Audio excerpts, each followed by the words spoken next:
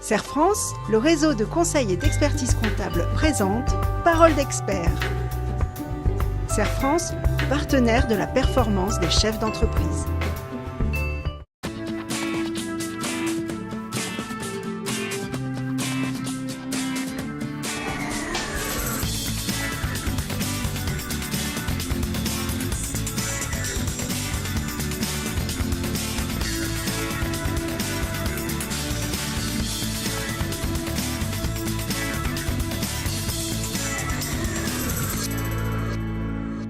Bonjour à tous, bonjour Bénédicte. Bonjour Christophe. Un peu de comptabilité au menu de cette chronique. Mais n'ayez crainte, nous allons être pédagogiques. Bilan, compte de résultats, solde intermédiaire de gestion, autant de documents indispensables à l'analyse économique de l'entreprise. Pour vous prêter de manière efficace à cet exercice, voici une grille de lecture calée au plus près de vos questions.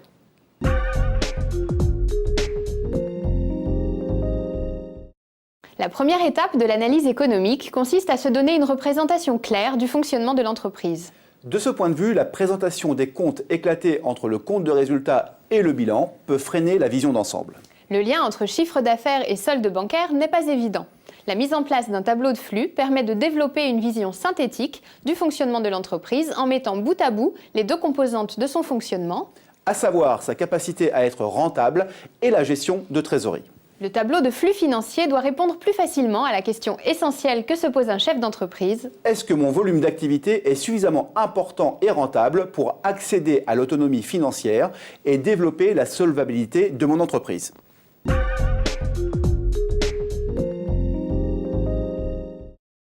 Pour comprendre comment se construit la rentabilité de l'entreprise, on commencera par analyser la marge et l'excédent brut d'exploitation, le BE.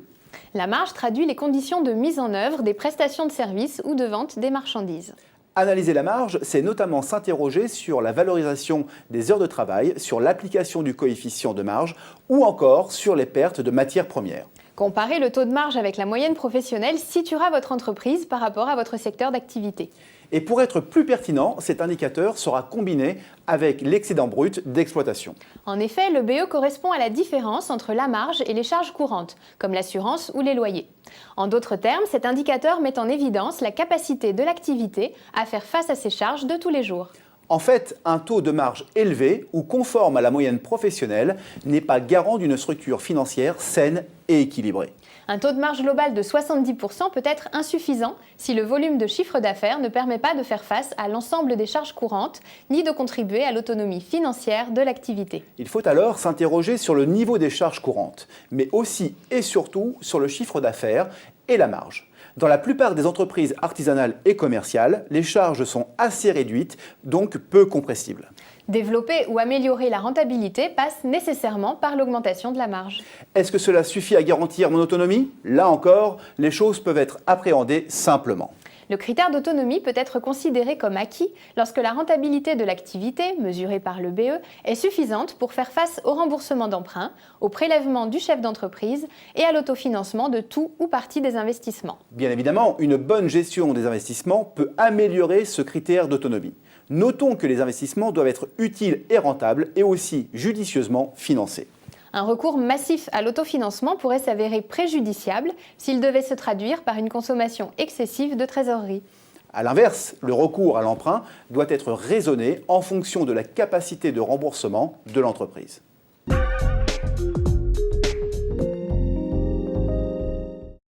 Dégager suffisamment de rentabilité pour assurer l'autonomie financière de l'activité ne suffit pas nécessairement à assurer sa solvabilité.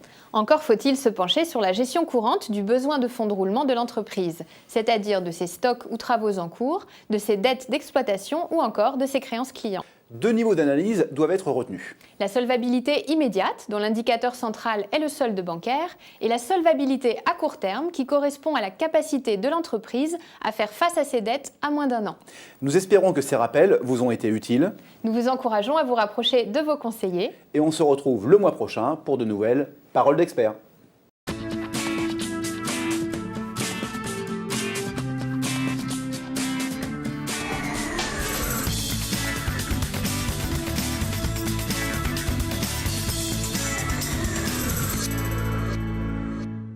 Serre France, le réseau de conseil et d'expertise comptable vous a présenté Parole d'expert. Serre France, partenaire de la performance des chefs d'entreprise.